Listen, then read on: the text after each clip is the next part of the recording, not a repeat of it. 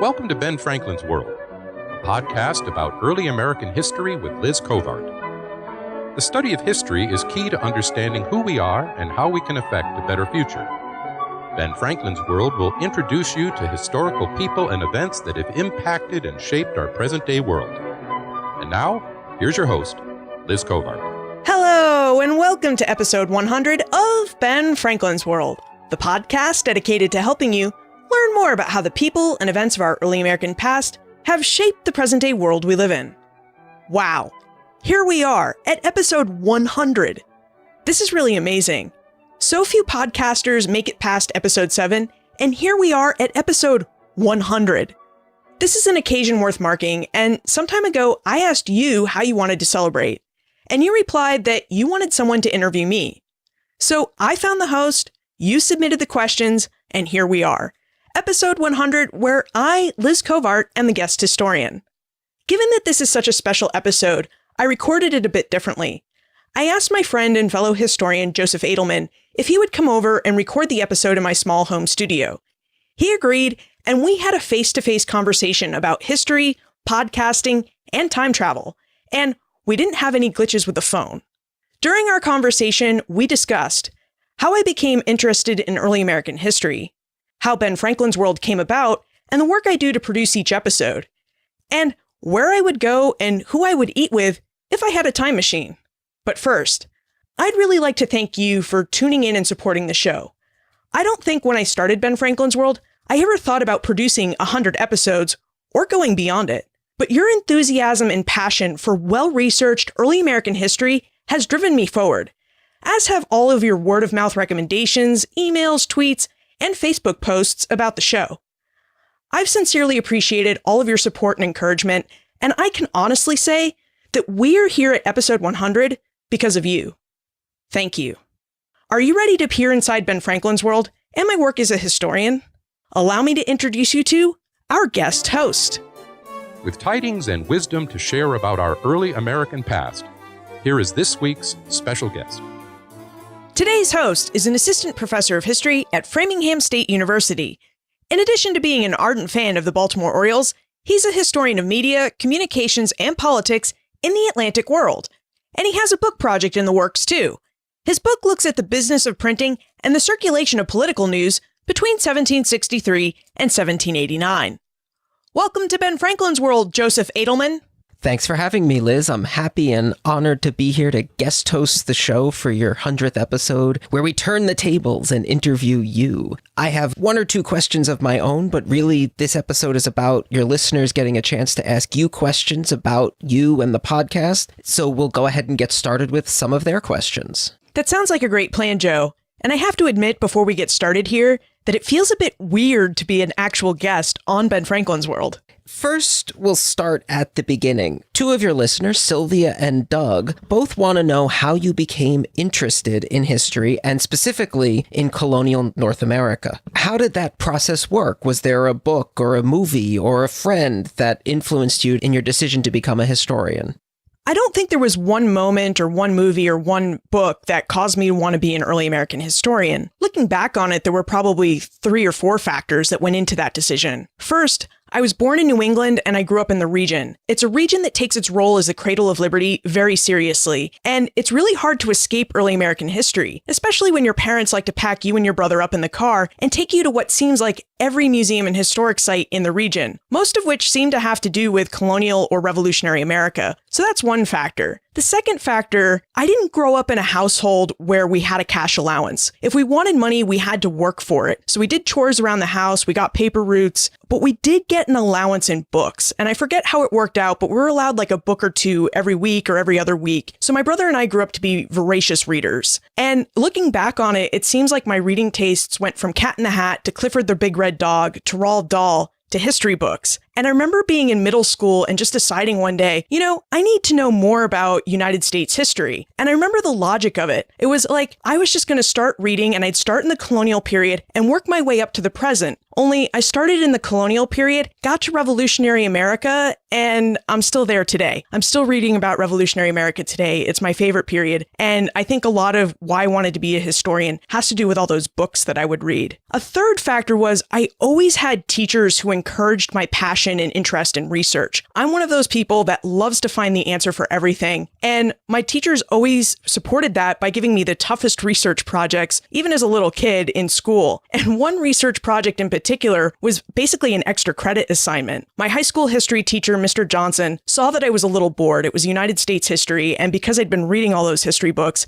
I was a bit bored. And he took me aside one day in the fall and he said, I'm a history teacher by day, but by night and weekend, I deal in antiques. I buy out the contents of people's houses and then I sell their furniture and antiques for money. And while I was clearing out this house, I found this poster of Irish nationalists, and I know almost nothing about them. So here's the information. Why don't you go to the library and see what you can find? And I took that information to my local library, and when it didn't turn up anything, I took it to the local college library. And when that didn't turn up anything, I went to the Boston Public Library. And at the Boston Public Library, I got a lead that the New York Public Library likely had this publication on Irish American news in their microfilm department. So I don't remember whether I emailed or called, but I got in touch with the New York Public Library and found that they had this Irish American periodical. And I remember asking them if they would lend that microfilm, and they said, no, we can't lend the microfilm. You have to come in and look at it. And I was pretty bummed because I wanted to find out more about these guys in this poster. And so I went to my parents and I said, hey, I know it's near Christmas time and we're going to go to Long Island to visit Grandma and Grandpa. Do you think we could take a day trip into New York City so I could go to the New York Public Library and spend a day looking at microfilm?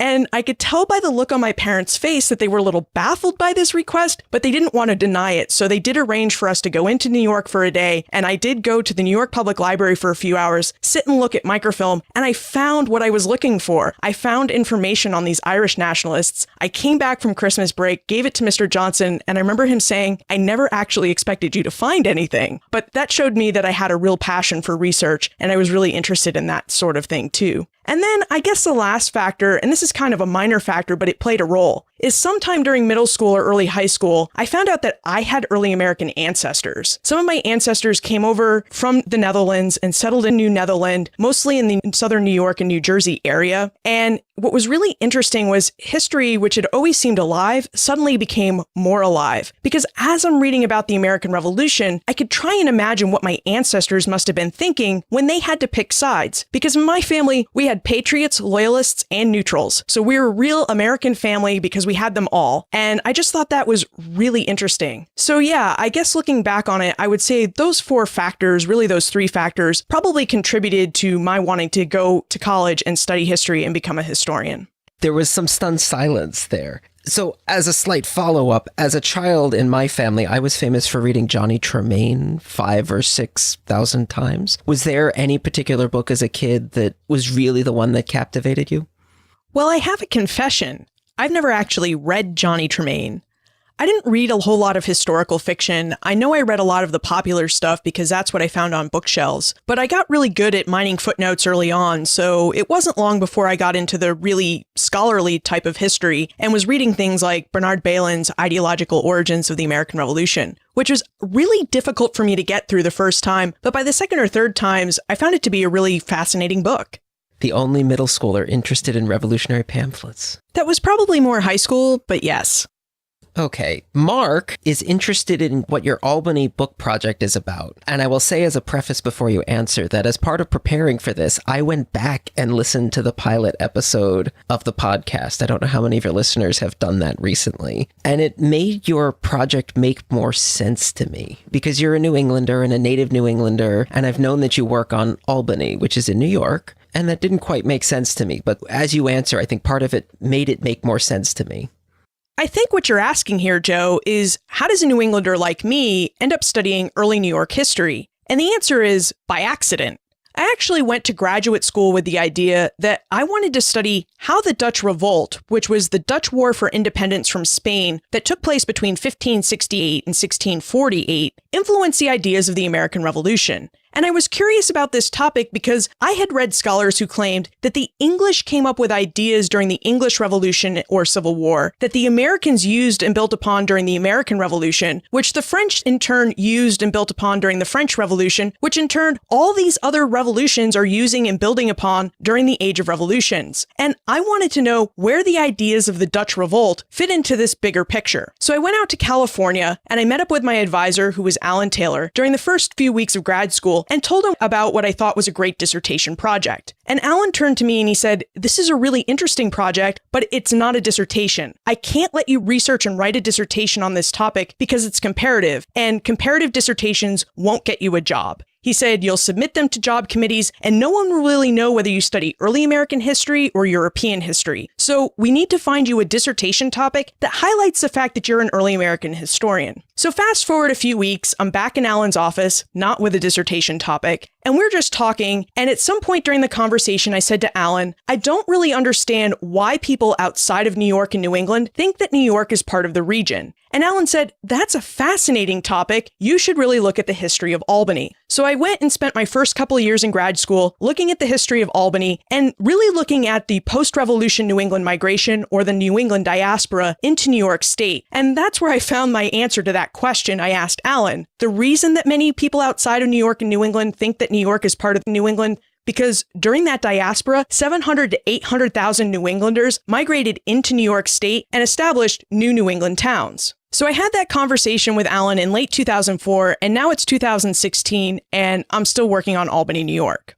To answer Mark's question about what my book project's about, it's a revision of my dissertation. I'm calling it America's First Gateway, Albany in the Making of America. And what that project seeks to understand is how early Americans overcame intense periods of cultural and political conflict. And Albany is the perfect place to investigate these ideas because between 1614 and 1830, it sat at or near the center of 4 imperial wars. These wars brought all sorts of different people into the city and they were mixing, so you have lots of different cultures mixing and causing conflict. Plus, there's the political aspect of it being imperial wars, so you have political conflict as well. After the revolution, Albany also sits at or near the center of the market and transportation revolutions, which again brings many different people into the city and causes all sorts of problems. Now, the reason that these wars and these revolutions take place in or near Albany is because of its geographic location. Albany occupies a very important geography. The city is located on the west banks of the Hudson River, approximately 150 miles north from New York City and the Atlantic Ocean. It sits as far north as Henry Hudson and his 80-ton de Havilland or Half Moon ship could sail up the Hudson without getting stuck. Now, if you were to get out of a big ship at Albany, you could get onto smaller watercraft and continue north up on the Hudson River. And using its system of portages and the river, you would find your way into Lake Champlain and from Lake Champlain into the St. Lawrence River. So you could find your way north into Canada, and if you really wanted to, you could go out the St. Lawrence into the Atlantic Ocean that way.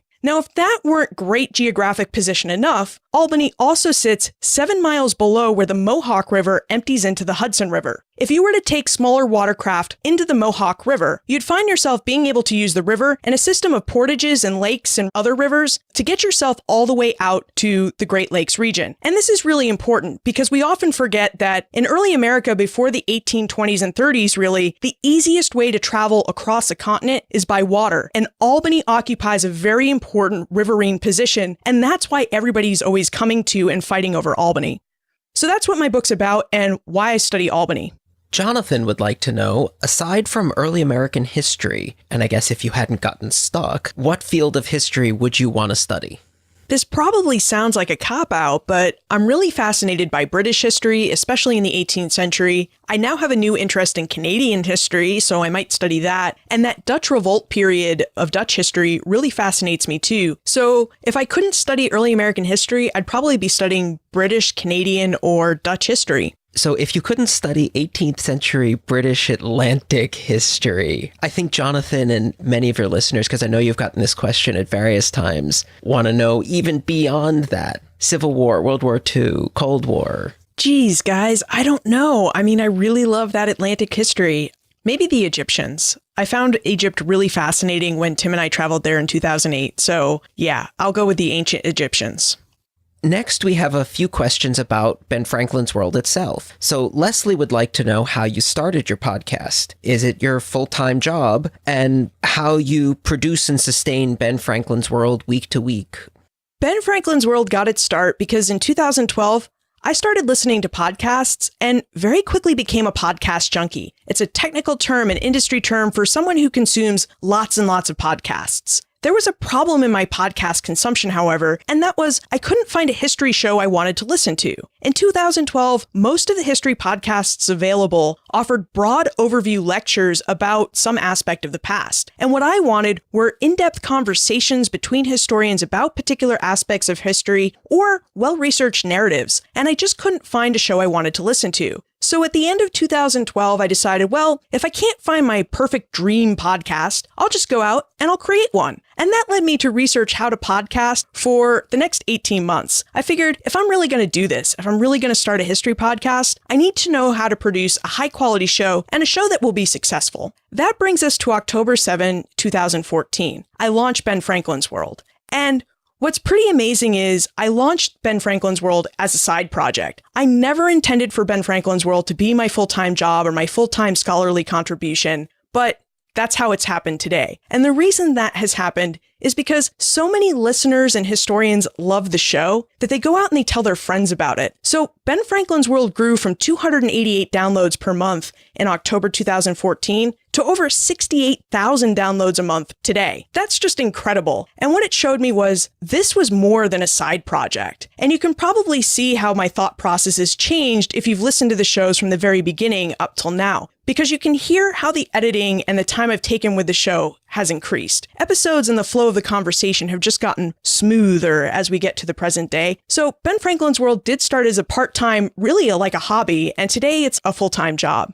In terms of how I produce the show, I research every historic site and historic project we have on the show, and I really do read every book on the show from cover to cover. A lot of listeners like to comment about how I ask such good questions, and it's because I actually take the time to research guests and read their books, so I know what questions to ask. After I have a conversation with a guest, after we've prepared, had our conversation, I then go through and I edit the show. I use a software called Adobe Audition, and what I do is I try to take out breath sounds, ahs, ums, things that'll distract from the show, any tangents that don't make sense. I take those out, and I'll sometimes move information around so the flow of the story and the conversation works out really well. After I edit the show, I send it to our professional audio engineer, Daryl Darnell of Pro Podcast Solutions, who edits the show again, fixes what I missed. He then puts the whole show together and makes it sound as good as it possibly can. He then sends those files back to me. Then I add metadata, which is the information about the show, to the file, upload it to our host at Libsyn, and then I edit and schedule the show notes to post. So there's a lot of work involved in the show, but I don't know about you, I think it's totally worth it. I like having a smooth podcast to listen to. Finally, in terms of how I sustain the show, I'm still really trying to figure that out. Podcasts are free to consume, but sadly, they are not free to produce. And one like Ben Franklin's World, where we actually invest in a professional audio engineer, great hosting, an app, and software where I can really edit the show and help promote it, that runs into the range of about $650 per month. And in terms of how I cover that cost, $140 a month or thereabouts come from listener donation. They went to benfranklinsworld.com/movement and they contributed to the crowdfunding campaign. So I use all of that money to help produce the show. Another way that we get money to help sustain it is through our partnership with the Omohundro Institute. That Doing History series, not only do they help produce it, but they actually pay for the production costs and pay me to produce it. So I've used all that money to go back into the podcast and help keep Ben Franklin's World going. I'm also starting to get some consulting fees and some paid speaking opportunities, and again, I'm using that money to help keep the show going. And when that doesn't work out, when I run short, my partner Tim, who I like to call the patron saint of Ben Franklin's World, helps meet those costs. Tim has been the show's #1 fan, my #1 fan from the very beginning. He's very supportive of this project, but in the end, I'd like to make it so Tim wasn't supporting the project. I'd like for Ben Franklin's World, to stand on its own 2 feet. I am trying to figure out ways that I can help make the project sustainable. And one of those ways in the future may actually be advertising, but I'm still thinking that one through. So that's the behind the scenes look about how the show got its start and how I produce and sustain it. Susan would like to know how long it takes you to prepare for an interview. What is your workflow like to prepare for each podcast episode? Preparation is key to producing high-quality content, which is the type of content I want to air here on Ben Franklin's World, and the time I devote to preparing for each interview really varies. It only takes me an hour or two to research a historic site or other historical project, but it takes me much longer to read a book. And as I mentioned, I do read each and every book that's on the show because I want to be able to ask the best questions possible. And I'm not a fast reader, so reading a book can take me anywhere from 4 hours to 15 hours, maybe a little more if it's a really big book. In addition to reading the book and researching these historic sites, I also take about 30 minutes before each interview to go over my questions, to think through, what I want to ask the historian, and to practice their introduction, because, I don't want to mess up their name. So that goes into the prep too. All told, I would say that episodes of Ben Franklin's World take about 40 to 60 hours to produce. That's really not a surprise to me because I try to offer high quality content, and producing something that's really well done just takes time. You have a few questions from listeners interested in time travel. I guess this doesn't surprise me because we do the time warp every show. And we'll get to that. So Mark and Chris asked very similar questions about if you could go back in time, and I don't think I'll restrict you from the 18th century British Atlantic in this. If you could go back in time, what historical period would you go to, and where would you live and why?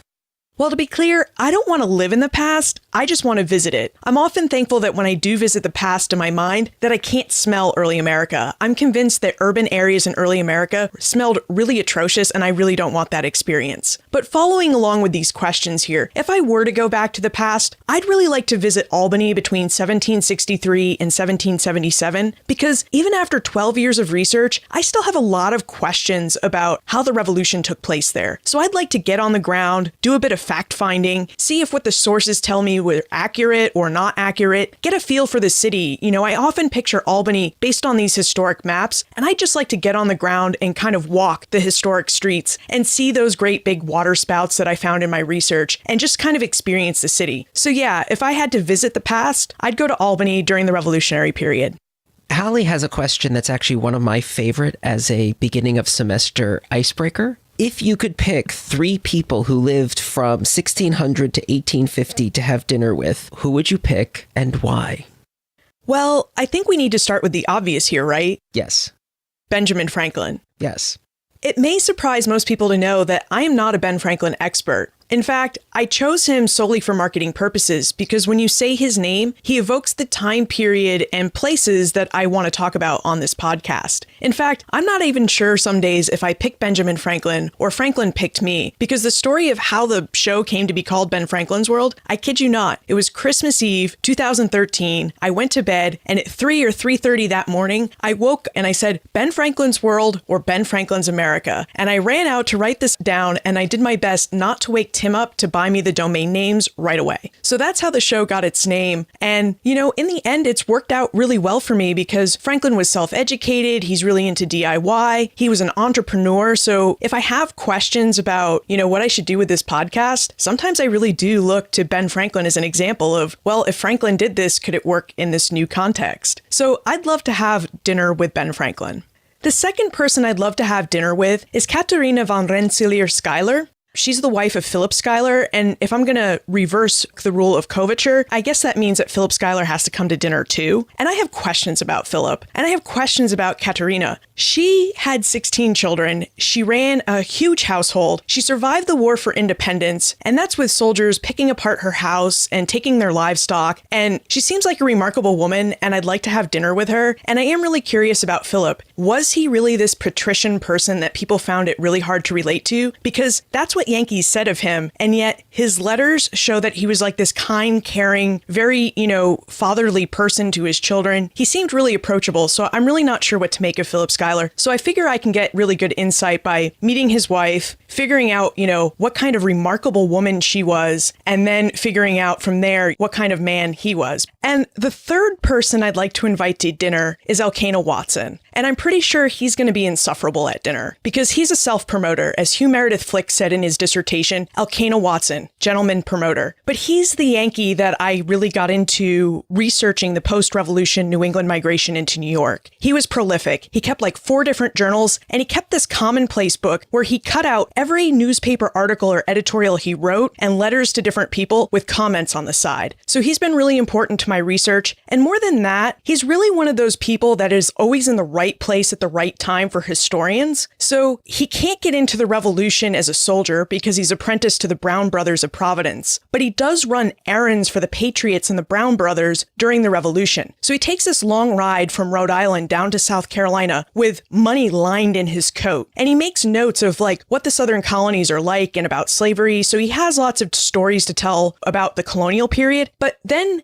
as he ends his apprenticeship, the Brown brothers invite him to be their factor in France. So he goes over to France where he meets Benjamin Franklin, among others, and he supposedly ends up currying early drafts of what will become the Treaty of Paris 1783 to London. And then he's in Parliament when King George III recognizes the independence of the United States. Plus, there's the whole fact that he claims he's the father of the New York Canal system, which in some cases is true. And, he's also in this vanguard of the New England diaspora. So he seems like a really interesting individual. Like I said, I'm pretty sure he's going to be insufferable at dinner, always talking about himself, but I think I could put up with it for a couple hours because I am really curious about him.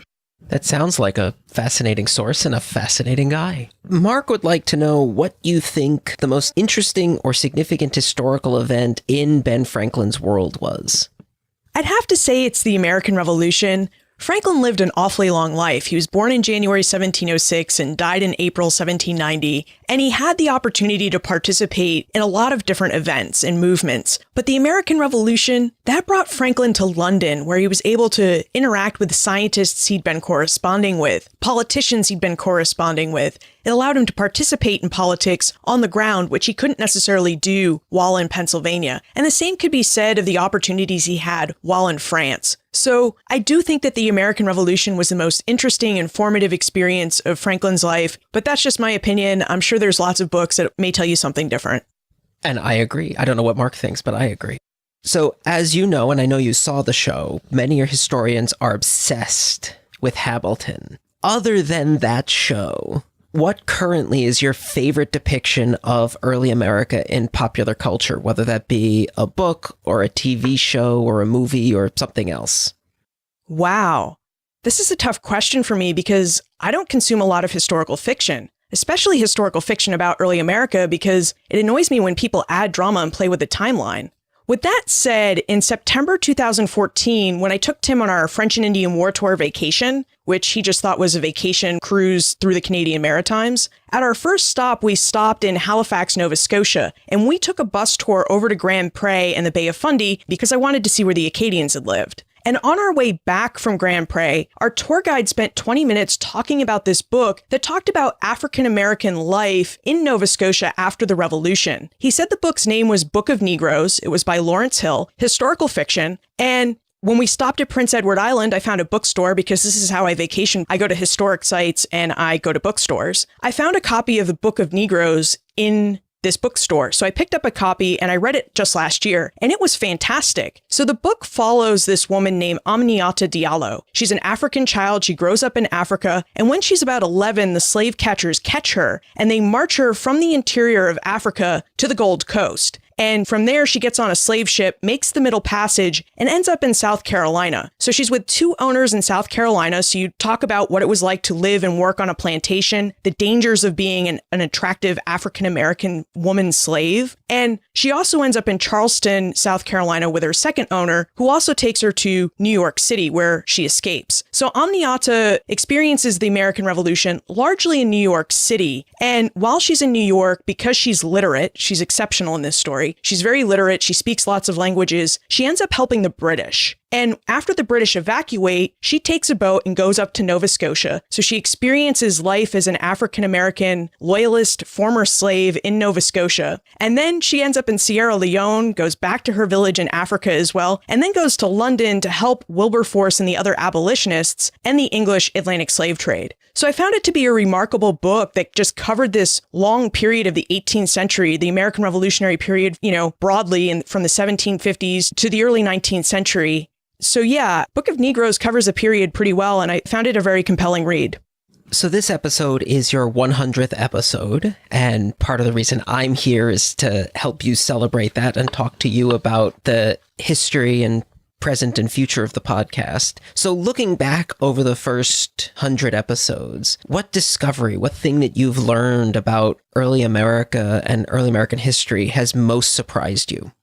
I think what has surprised me most is just how big early America is. Like in the historical profession, early America comprises this very small specialized subfield. And yet, over the last 99 episodes, I've read a lot of different books and researched a lot of different historic sites and projects that are all different and give this small subfield a very vast feeling. It's a feeling I didn't acquire in graduate school, I don't think. In graduate school, as you train to be a historian, we go through this process where in your first years, you do a lot of reading for seminars. And then somewhere during your second or third year, you're given a long reading list by your advisors and your committee members of different books about history that you should know about. This is how we beef up on what we call the historiography. We try to learn what the different arguments and views of early American and American history are by reading lots of books about it. But what's been interesting is when you look at your comps lists, it's largely determined by your personal interests and the interests of your committee members. So in my program, I read a lot of books on cultural history and political history and Native American history, but I didn't read a lot of books on slavery or women and gender history or religious history. And because of this podcast, I've been able to access some of those subfields, that I didn't appreciate in grad school, that I didn't really have exposure to in grad school. So yeah, I think within the last 99 episodes, doing Ben Franklin's World has just given me an idea of just how complex and how diverse and how big this relatively small period of history is.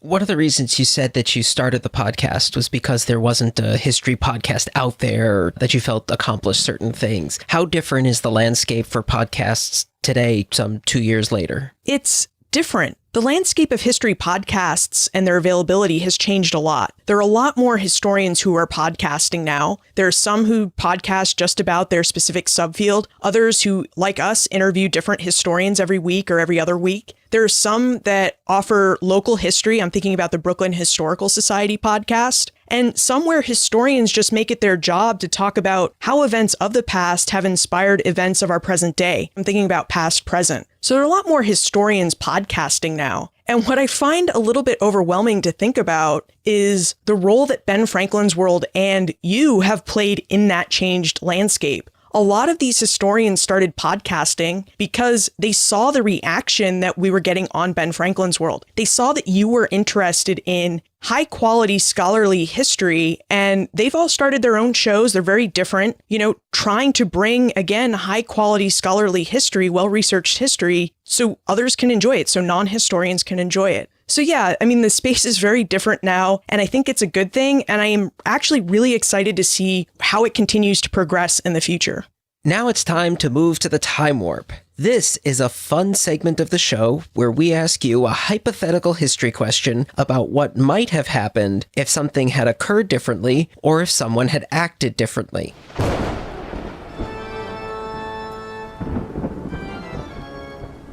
The time warp. Historians can't predict the future, but they can speculate about what might have been. For this time warp, I want to ask you a question that comes at the intersection of your interests in upstate New York and Benjamin Franklin. In your opinion, what might have happened if the colonies that met in Albany in 1754 had agreed to Franklin's proposed plan to create a unified system of government for them? I think 4 of my 6 dissertation chapters and my book would be very different. Of course, I also think that they would both explore how early Americans overcame cultural and regional conflict to form one distinctive wing of the British Empire. because when I look at the history of the American Revolution, I see that it takes the colonies a very long time to unite as states. In fact, I think we could argue that they were only somewhat united until really the World War II period. And my early forays into my second project, which is on the Articles of Confederation, reveal that the union of the states into one nation was really kind of like a marriage of convenience. Again, this project's still really early on. I have a lot of research to do, but my preliminary reading on it is the United States become a nation because France, the Netherlands, and Spain wouldn't assist them as individual entities. They only wanted to deal with one nation. So I think we'd be looking at a history where if the British colonies had stayed colonies and had adopted Franklin's Plan of Union, you'd still see this period of negotiation, probably a long period of negotiation, where they're trying to figure out how to deal with their regional and cultural differences between the different colonies and their very diverse populations. I also think that our memory of Benjamin Franklin as a founder would be grander in this new scenario than it is today. And he already holds such a big place. So I can only imagine how big his place and role as a founder would be if the colonies had adopted his Plan of Union. And I don't think he'd mind that. No, I don't think he would. Before we conclude, would you tell us what aspect of history you're researching and writing about now?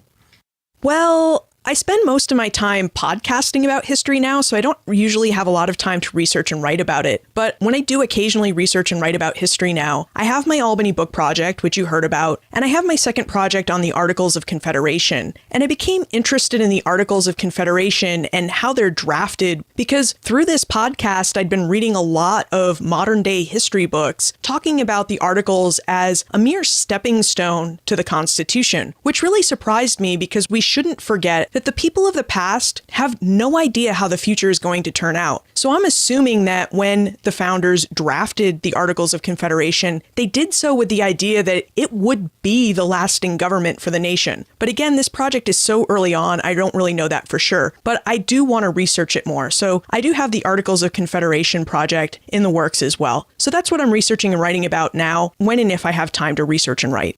Many of your listeners know this, but where is the best place to look for more information about you, your work, and how to get in contact with you? The best place is my email, liz@benfranklinsworld.com. I check my email, I read my email, I respond to my email, so it's always the best place to get a hold of me. Twitter is the second best place. I love Twitter. I live on Twitter. So always feel free to tweet me at Liz Covart, or you can join the Ben Franklin's World community on Facebook. I hang out in that community. We all post different articles and events of interest about early American history in that community, and we have conversations about it. So it's a fun place to hang out. Great. Thank you very much. And thank you for inviting me to guest host this episode. Thank you, Joe. Thank you so much for hosting this episode and for celebrating episode 100 with us. We can't wait to have you back as a guest so we can learn more about your work. Thank you and congratulations. Well, there you have it. The answers to your questions. I hope you enjoyed this celebratory episode, which took you a bit inside my life and behind the scenes of Ben Franklin's World.